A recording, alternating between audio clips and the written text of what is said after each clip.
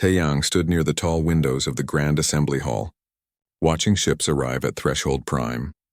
The space station floated between 7 different star systems, a neutral ground where aliens from across the galaxy could meet.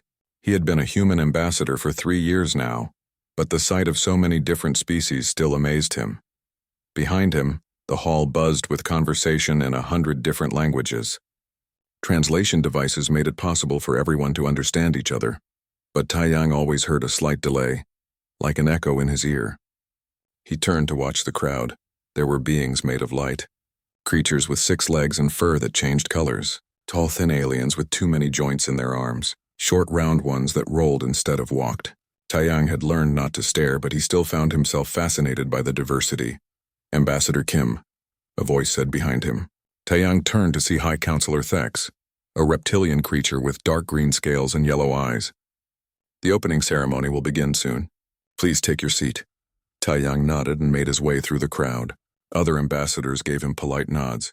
Humans were still newcomers to the galactic community. 50 years was nothing compared to the thousands of years most of these civilizations had known each other.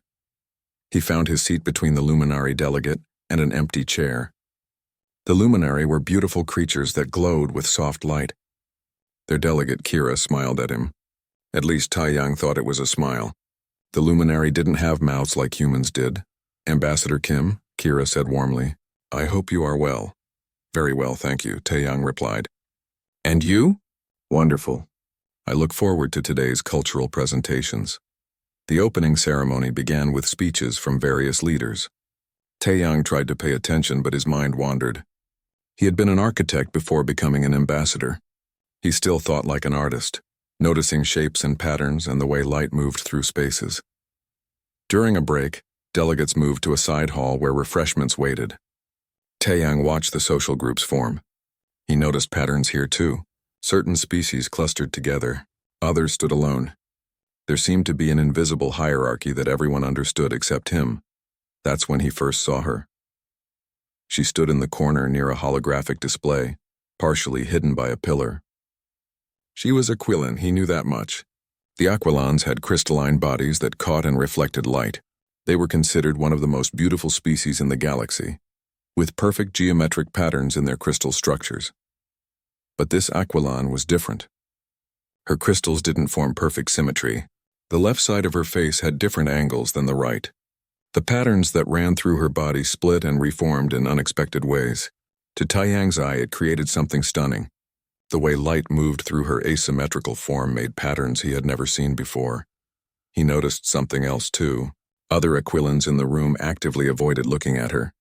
When she moved slightly toward a group of her own species, they turned away.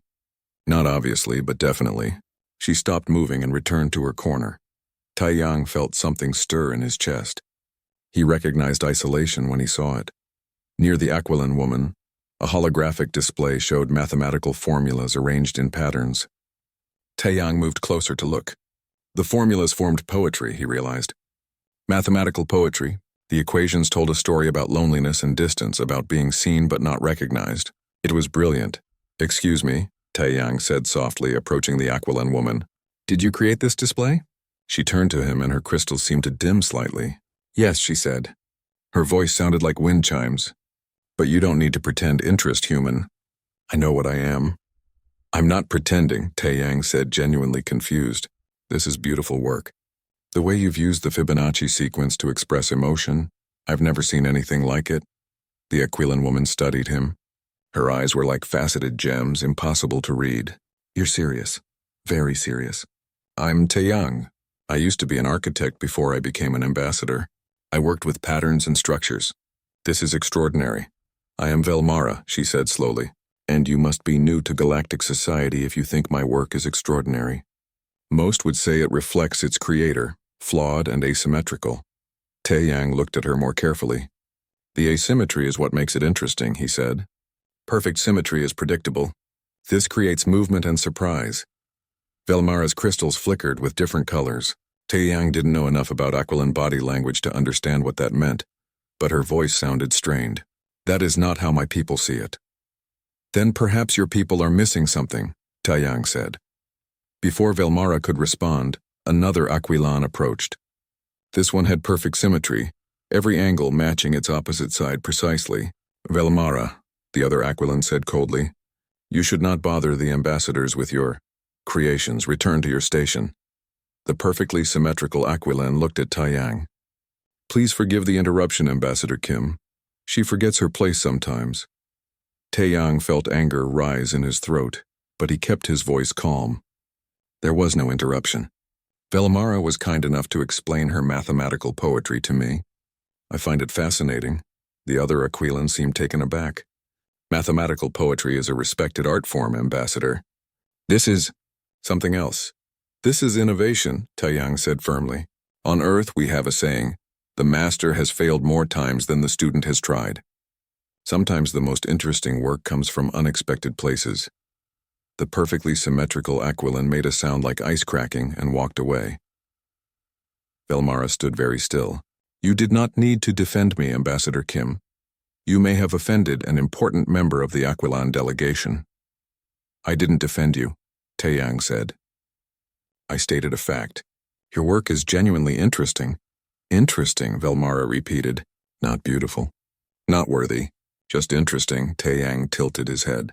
What's wrong with interesting? I'd rather be interesting than perfect any day. Velamara's crystals pulsed with light. You are a strange human, Ambassador Kim. Taiyang, please. You are strange, Taiyang. I get that a lot, he said with a smile. Would you be willing to tell me more about your mathematical poetry? I'd like to understand the theory behind it. For the first time, Velamara's crystal patterns seemed to brighten. You truly want to know? I truly want to know. They talked for the rest of the break. Velamara explained how she used equations to express emotions that had no words. Taiyang listened, asked questions, and found himself more engaged than he had been in months of diplomatic meetings. When the break ended and delegates returned to the hall, Taiyang noticed other ambassadors watching them curiously. He didn't care. He had just met someone genuinely interesting, and that was rare in any galaxy. As they parted, Velamara paused. Thank you, Taiyang, for listening. Thank you for sharing, he replied. He didn't know it yet, but that simple conversation would change everything. The next day brought the Cultural Exchange Pavilion event. Every species had set up displays showing their art, music, and definitions of beauty. Taiyang walked through the pavilion with his colleagues, Minho and Yuna. Minho was a xenoanthropologist who studied alien cultures. Yuna worked as a biologist and cultural specialist. Together, they helped Taiyang navigate the complex social rules of galactic society. Look at this, Minho said, stopping at the Aquilan display. It showed hundreds of images of Aquilan faces. Every single one had perfect symmetry. They measure beauty down to the molecular level. If your crystal structure deviates by more than 0.001%, you're considered defective. That seems extreme, Taiyang said. Most species have similar standards, Yuna added, pointing to other displays. The insectoids require exact color ratios. The vaporous ones must maintain specific density patterns. Even the luminari have strict rules about their light frequencies. They moved through the pavilion, seeing the same theme everywhere. Beauty was defined by mathematics, by precision, by conformity. There was no room for variation. Then they reached the human display. Taiyang had helped design it. The walls showed faces from throughout Earth's history and across all cultures. African faces, Asian faces, European faces, indigenous faces from every continent. Old faces and young faces. Faces with scars and birthmarks. Faces that smiled and faces that frowned. No two were alike. Your species is very confusing, said a voice behind them. They turned to see Rixal, an insectoid ambassador with a perfectly proportioned carapace. How do you determine beauty if you have no standards? We have standards, Taiyang said. We just have many of them. What's beautiful in one culture might be different in another. What was beautiful 100 years ago might be different from today. But how do you know if someone is beautiful or not? Rixal asked, genuinely confused. Yuna smiled. We disagree, constantly. And that's the point. Rixal clicked his mandibles in confusion and walked away. That went well, Minho said sarcastically. More delegates came to see the human display. Some found it fascinating. Others seemed disturbed by the chaos of it all. The human booth became the most talked about display in the pavilion. Taiyang noticed Velamara standing at the edge of the crowd, studying the human display intensely. She spent a long time looking at each face. He saw her touch the holographic screen, zooming in on faces that showed asymmetry, scars, unique features. When the crowd thinned, she approached Taeyang directly. "Ambassador Kim," she said formally. "May I speak with you?" "Of course. And please call me Taeyang." Other delegates were watching now. Velmara seemed to notice but continued anyway. "I have studied your display. I have a question. I'll answer if I can," Taeyang said. Velmara gestured at the images of human faces. "These humans, they are all different. Some have features that would be considered flaws by most galactic standards. Asymmetry, scars, unusual proportions. Yet you display them as examples of beauty." "That's right," Taeyang confirmed. "I need to understand something," Velmara said. Her voice was steady, but her crystals flickered with what Taeyang was learning meant nervousness. "By human standards, would I be considered beautiful?" The pavilion went silent. Every conversation stopped. Delegates turned to watch. Taeyang felt the weight of dozens of alien eyes on him. He looked at Velmara. She stood with her shoulders straight, her asymmetrical crystals catching the light. Other aquilins in the pavilion watched with what looked like pity. Some delegates from other species whispered to each other. "Why do you ask?" Taeyang said quietly. Velmara's crystals pulsed with different colors. "Because I need to know if somewhere in this galaxy, I could be seen as something other than defective. My people cannot look at me without discomfort. I have achieved the highest academic honors in quantum mathematics. I have made discoveries that advanced our technology. But at social gatherings I am invisible. My own family struggles to maintain eye contact with me." Her voice remained steady, but Taeyang heard the pain beneath the words. "I have spent my life being told that my mind has value but my form does not. That I should be grateful for being allowed to exist in the shadows. So I ask you, human, with your species' strange acceptance of difference, would I be considered beautiful? Or am I defective everywhere in the universe?" The silence in the pavilion was absolute. Taeyang felt Minho and Yuna tense beside him. This was a diplomatic minefield. Whatever he said next would have consequences. He didn't answer immediately. Instead, he asked, "May I look at you?" "Really look at you?" Velmara nodded. Taeyang walked slowly around her, studying her crystalline form from different angles. He watched how light entered her crystals and emerged in unexpected patterns. He noticed the Fibonacci spirals in her asymmetrical structures. He saw how her unique form created refractions that no symmetrical being could produce. The pavilion remained silent. A minute passed, then two. Delegates shifted uncomfortably. This was taking too long. Finally, Taeyang returned to face Velmara. He thought carefully about his words. This wasn't just about one person. This was about every being in this pavilion who had been told they weren't enough. Every creature who hid parts of themselves to fit someone else's definition of acceptable. "Beautiful," Taeyang said at last. "You're asking the wrong question." Confusion rippled through the crowd. Velmara's crystals dimmed. "I don't understand." "Let me show you what I see," Taeyang said. He pulled out his neural interface device, something humans use to share visual perceptions.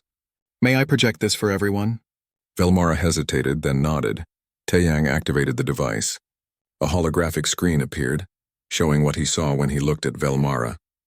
But it was more than just sight. It included his analysis, his artist's eye, his understanding of pattern and form. The crowd leaned forward to see. Taeyang began to speak, his words calm and clear. "When I look at you, I see something no perfectly symmetrical being could ever achieve. Watch this." He highlighted the light patterns moving through Velmara's crystals. The asymmetry created a cascade effect, light bouncing in ways that were impossible to predict but beautiful to observe. It was like watching a unique dance that happened only in her form. "This is a prismatic effect that exists nowhere else," Taeyang explained.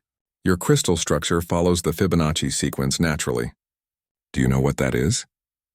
Several delegates nodded. The Fibonacci sequence appeared throughout nature across many worlds. This mathematical pattern shows up in the most beautiful natural forms. Taeyang continued. Spiral galaxies, flower petals, shell structures. It represents growth and natural perfection. Not artificial symmetry, but organic development. He showed more analysis. The way Velmara's form created visual interest, how the eye naturally followed the lines of her asymmetry, creating engagement rather than the static appreciation of perfect symmetry. On Earth, Taeyang said, we have an ancient philosophy called wabi-sabi. It finds beauty in imperfection, in things that are impermanent and incomplete. We learned that perfect symmetry is sterile. It's finished. There's nowhere for it to go. But a symmetry tells a story. It shows growth and change and survival. The crowd remained silent, but now they were listening intently. Taeyang turned to face Velmara directly. You asked if you're beautiful by human standards. That's still the wrong question. Here's the right answer. You're not just beautiful. You're unforgettable. Taeyang continued, his voice growing stronger. The holographic display still showed his analysis of Velmara's form. Every symmetrical being in this pavilion looks like others of their species. They can be appreciated, admired, even praised, but they blur together in memory. You could never be forgotten. Your asymmetry is your signature. It's what makes you uniquely you. He turned to address the crowd now, not just Velmara. Let me tell you what I see when I look at you. I see a being whose form breaks the rules just like her mind does. You said you made breakthroughs in quantum mathematics. I'm willing to bet you solved problems that others couldn't because you think differently. Your asymmetrical mind matches your asymmetrical form. Velmara's crystals were pulsing rapidly now, colors shifting in ways Taeyang had never seen.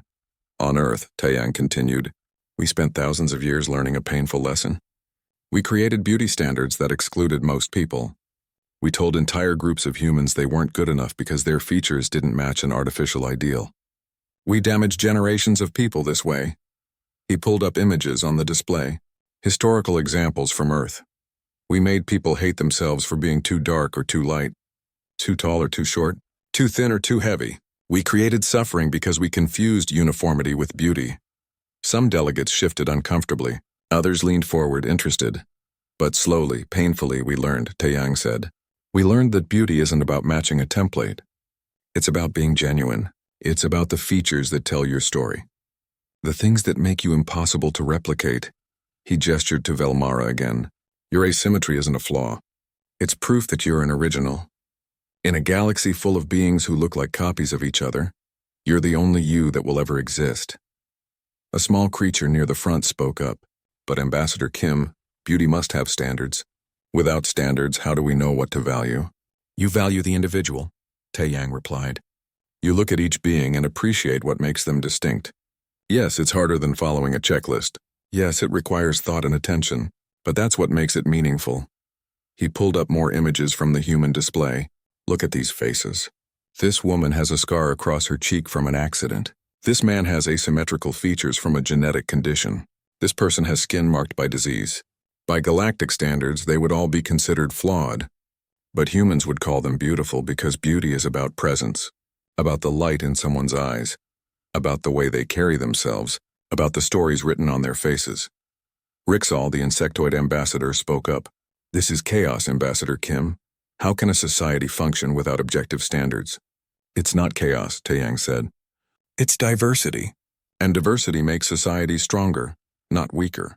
When you allow different perspectives, different ways of thinking, different ways of being, you get innovation. You get progress. You get solutions that uniform thinking could never produce. He looked back at Velmara. You asked me if you were beautiful by human standards. Here's the complete answer. By human standards, you're a work of art that could only happen once. Your asymmetry isn't a defect. It's what makes you real. And real is always more interesting than perfect. Velmara stood completely still. Then her crystals began to resonate, creating a sound like singing glass. Minho whispered to Taeyang. That's a sign of deep emotion in Aquilons. I've only read about it in texts. Other beings in the pavilion reacted too.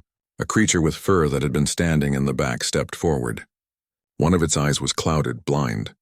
I have hidden this eye my whole life with holographic projection, it said. My people value symmetry and perfect vision. I am an astronomer who sees farther than any of my peers. But I have never been allowed to present my work at public gatherings because of this eye. Another being spoke up. I am Luminari, but my light frequency is 0.03% off standard. I have been told this makes me unsuitable for leadership positions. More voices joined in. A reptilian creature with scales that were irregular patterns instead of uniform color. An aquatic being whose form flowed differently than others of its species. A humanoid with a facial structure that didn't match its people's mathematical ideals. They all stepped forward. Dozens of them. Beings who had been hiding in the shadows told they were defective. that they should be grateful to be tolerated. This is inappropriate, one of the perfectly symmetrical Aquilons said loudly. This human is disrupting established social order. These individuals should not be displaying their flaws publicly. Taeyang turned to face the speaker. Why not? Are you afraid that if everyone sees how many flawed individuals exist, your standards might start to seem arbitrary? The symmetrical Aquilon's crystals flashed with anger. Our standards maintain social cohesion. They ensure genetic quality. They preserve our civilization's integrity. No, Velmara said suddenly. Everyone turned to her.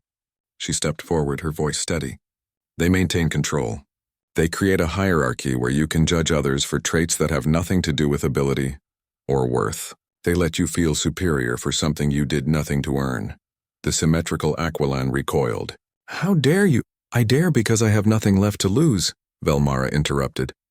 I have spent my life apologizing for existing. I have made discoveries that advanced our entire civilization. I have worked 3 times as hard as my peers to earn half the recognition. And for what? So I can stand in corners at social gatherings while you and others like you pretend I don't exist?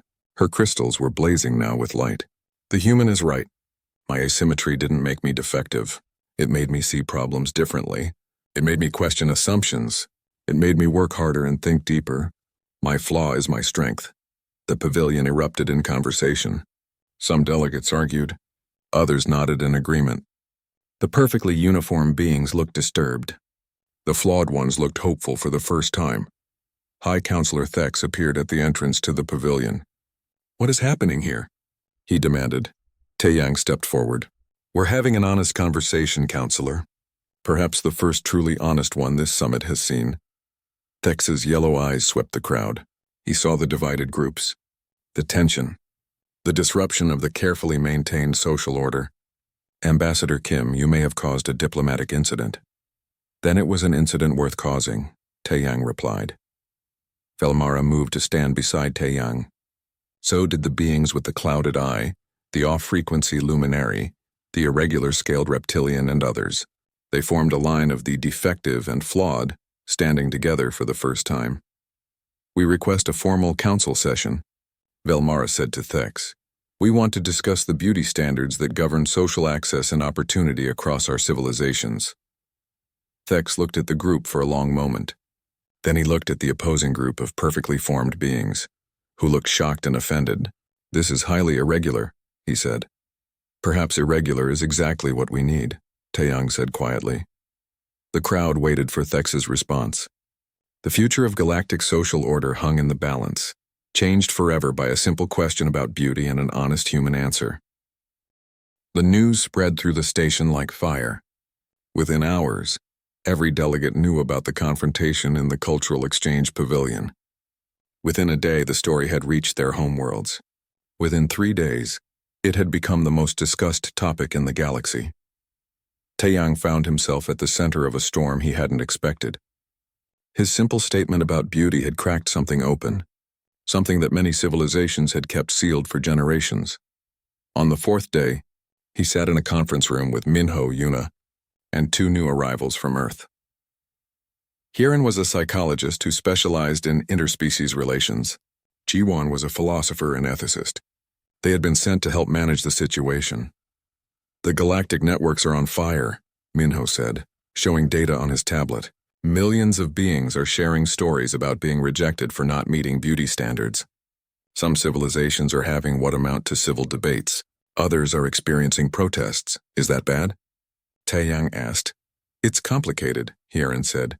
We've discovered that many civilizations use beauty standards as social control. If you don't meet the standard, you can't access certain jobs, certain social circles, sometimes even certain rights. It's a way of maintaining hierarchy without having to justify it on ability or merit. That's horrible, Taeyang said. It's efficient, Jiwon replied. From their perspective, if you can sort people by appearance, you don't have to do the hard work of evaluating them as individuals. It's a shortcut that became tradition that became law. There was a knock on the door. Velmara entered, followed by others. The being with the clouded eye, the off-frequency luminary. More had joined them. Nearly 20 flawed individuals from different species. We wanted to thank you, Velmara said to Taeyang. And we wanted to show you something. She activated a holographic display. It showed message boards, forums, and communication channels from across the galaxy. Millions of messages from beings who had been hiding their flaws. A young Aquilan who had used holographic filters his entire life to hide a minor asymmetry. A luminari who had undergone painful medical procedures to adjust her light frequency. An insectoid who had been rejected from educational programs because of irregular color patterns despite having exceptional intelligence. "We're not alone," Velmara said. "We never were. We were just isolated, each of us thinking we were the only one." "How many?" Taeyang asked. Minho checked his data.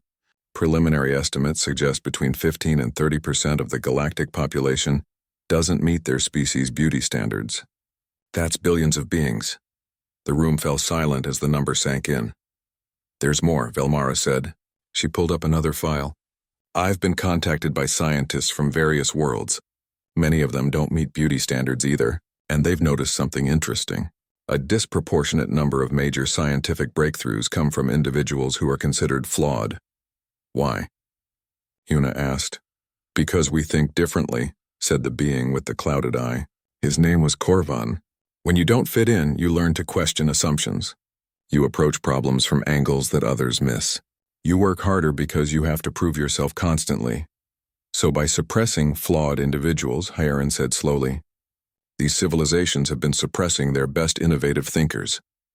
"Exactly," Velmara confirmed. A message came through to Taeyang's communicator. It was from High Counselor Thex. "Emergency council session tomorrow. Your presence is required." That night Taeyang couldn't sleep. He stood at the observation deck looking out at the stars.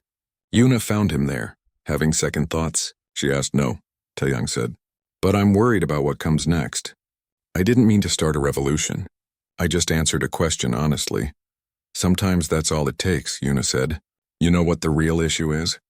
These civilizations are afraid. They've built entire social structures on beauty standards. If those standards fall, everything changes. Power shifts. Hierarchies collapse. People who were on top might find themselves equal to everyone else. And they'll fight to prevent that," Taeyang said. "Yes," Yuna agreed. "They will." The next morning, the Grand Assembly Hall filled to capacity. Every seat was taken. Extra delegates stood along the walls. The gallery was packed with observers. This was no longer just a cultural exchange summit. This had become something much bigger. High Counselor Thex called the session to order. "We are here to address the disruption that has occurred during this summit. Ambassador Kim of Earth, please stand." Taeyang stood. "You have made statements that have destabilized social order across multiple civilizations," Thex continued. "Several member species have filed formal complaints. They argue that humanity is spreading dangerous ideals that threaten cultural integrity. They are calling for sanctions against Earth, possibly even expulsion from the Galactic Council." Murmurs spread through the hall. Minho and Yuna looked worried, but Taeyang remained calm. "Before we vote," Thex said, "the floor is open for statements. Who wishes to speak?" The perfectly symmetrical Aquilan from the pavilion stood. "I will speak for the Coalition for Cultural Preservation." She looked around the hall. "The humans claim they are promoting diversity, but what they are really doing is destroying structure. Our beauty standards exist for important reasons. They maintain genetic quality. They create social cohesion. They honor tradition. Without these standards, we descend into chaos." Other delegates nodded in agreement. "The flawed individuals who have been emboldened by human rhetoric forget that they are exceptions," the Aquilan continued. "Exceptions that prove the rule. Yes, some of them have contributed to society despite their defects, but that doesn't mean we should abandon the standards that benefit the majority." She turned to face Taeyang. "The humans are newcomers to galactic society. They don't understand the delicate balance that keeps our civilizations stable. They come from a world of constant conflict, where they couldn't even maintain peace among their own species for most of their history. And now they presume to teach us about social organization?" It was a strong argument. Several delegates who had seemed neutral now looked more supportive of sanctions against humanity. Then Velmara stood. "May I speak?" she asked. Thex hesitated, then nodded. "The floor recognizes Velmara of Aquila." Velmara walked to the center of the hall. Her asymmetrical crystals caught the light, creating patterns across the floor. She had removed all holographic filters. She stood as she was, defects visible to all. "I am Velmara," she said, her voice clear and strong, "and I am going to tell you the truth. The truth that has been hidden by beautiful words like tradition and standards and social cohesion. The truth that Ambassador Kim revealed when he answered my question." The hall went silent. Every eye focused on the flawed Aquilan woman at the center of the greatest assembly in the galaxy. Velmara looked around the grand assembly hall, meeting the eyes of delegates from dozens of species. Some looked curious. Others looked uncomfortable. The perfectly symmetrical Aquilan who had spoken against her looked angry. "I am a quantum mathematician," Velmara began. "I have made 3 major breakthroughs that advanced Aquilan technology.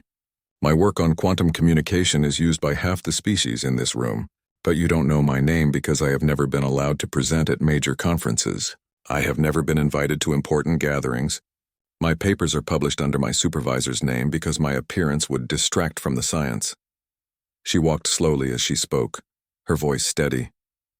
"I have the highest academic honors my world can give, but at social events I stand in corners. My own family struggles to look at me.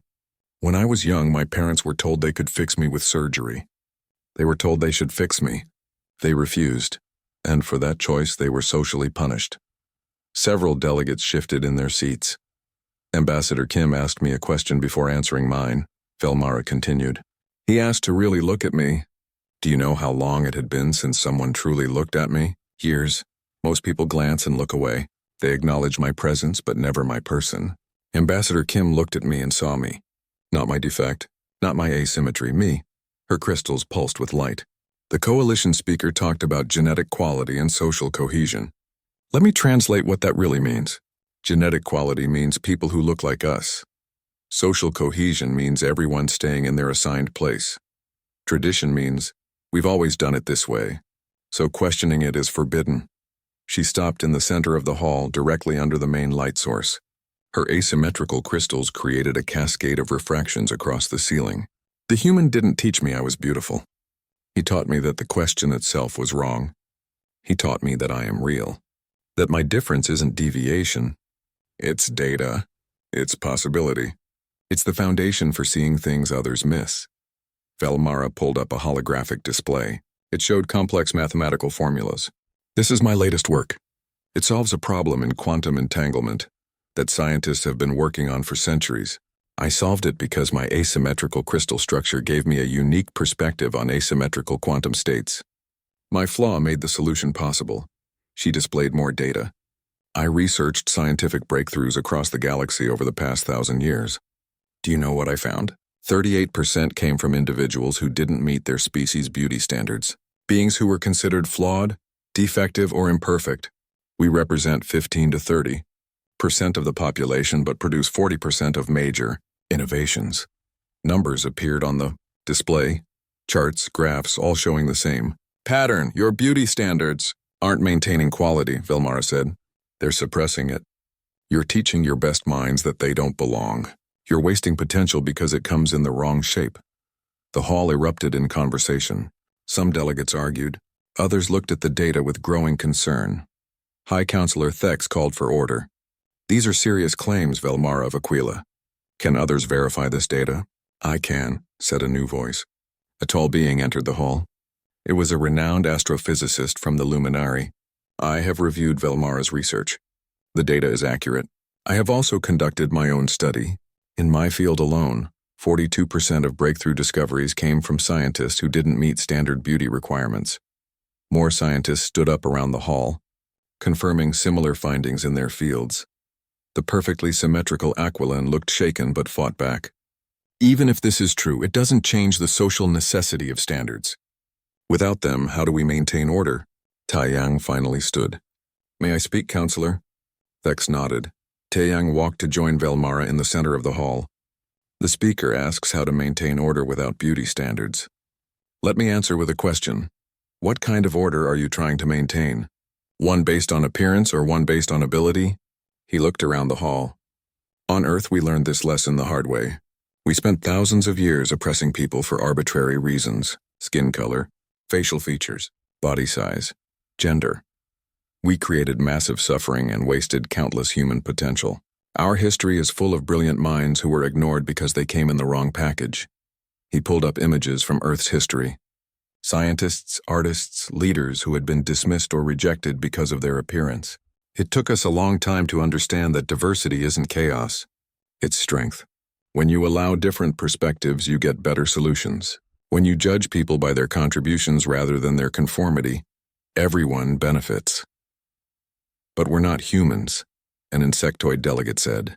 Our species developed differently. Our standards may serve purposes you don't understand. Then explain them, Taiyang said simply. Explain why a being who makes breakthrough discoveries should be socially invisible because of crystal asymmetry. Explain why someone who sees farther than their peers should be denied opportunities because of a clouded eye. Explain why light frequency matters more than the quality of ideas. Silence. You can't explain it, Taeyang continued, because there is no logical explanation. These standards exist to maintain hierarchy, not quality. They exist so that some can feel superior without having to earn it. He turned to the delegates who supported the beauty standards. I'm not asking you to abandon aesthetics. I'm asking you to expand your definition of value. Every species here has some appreciation for beauty. But beauty shouldn't determine worth. It shouldn't limit opportunity. It shouldn't condemn billions of beings to social invisibility. Ji-won, the human philosopher, stood. May I add something, Ambassador? Taiyang nodded. There's a concept in human philosophy called justice, Ji-won said. Real justice means evaluating people based on things they can control. Their actions, their choices, their efforts. Beauty standards judge people for things they can't control. Their genetics, their accidents of birth, their natural variation. That's not order. That's oppression. More delegates stood wanting to speak. The flawed ones shared their stories. The perfect ones defended their traditions. The debate raged for hours. Finally, High Counselor Thex called for quiet. We must vote. The question before us: should humanity face sanctions for disrupting cultural norms? But Velmara spoke up. With respect, Counselor, that's not the real question anymore. The real question is, will we continue to waste the potential of billions of beings because they don't match arbitrary standards? Thex looked at her for a long moment. You're right. That is the real question. But it's too large to answer today. We need time, discussion, research. He paused. I propose we table the sanctions vote and instead form a committee to study the relationship between beauty standards and social opportunity across our civilizations. After more debate, the motion passed. Humanity would not face sanctions. Instead, a formal investigation would begin. As delegates filed out, Velmara approached Taeyang. Thank you, she said quietly. You did that yourself, Taeyang replied. I just answered your question. You changed minds with data and truth. You gave me the courage to speak, Velmara said. For the first time in my life, I didn't apologize for existing. 6 months later, Taeyang returned to Threshold Prime for a special event. The station's main gallery had been transformed into an exhibition, space called Beauty Undefined. The exhibition featured art from beings across 30 species, who had been previously excluded from shows because of their appearance. Velmara was the lead curator. Her mathematical poetry was displayed alongside paintings from beings with irregular scales, sculptures from beings with asymmetrical forms, music from beings whose sound frequencies were off-standard. The opening night was crowded. For the first time, flawed beings stood in the light instead of hiding in shadows. They talked. They laughed. They existed without apologizing. 3 species had already begun reforming their beauty-based social restrictions. 5 more were considering it. It wasn't a revolution yet, but it was a beginning. Velmara found Taeyang looking at her mathematical poetry display. What do you think? She asked. I think it's beautiful, he said. Then he smiled. But that's still the wrong question. What's the right question? Velmara asked. Is it true? Is it yours? Does it show the world something only you can show? Velmara's crystals brightened. Yes to all 3. Then that's all that matters, Taeyang said. They stood together, watching the crowd move through the gallery. Beings of every shape and pattern, all finally visible, all finally valued, all finally free to be exactly who they were. The galaxy hadn't changed completely, but it had changed enough. And sometimes enough is how everything begins.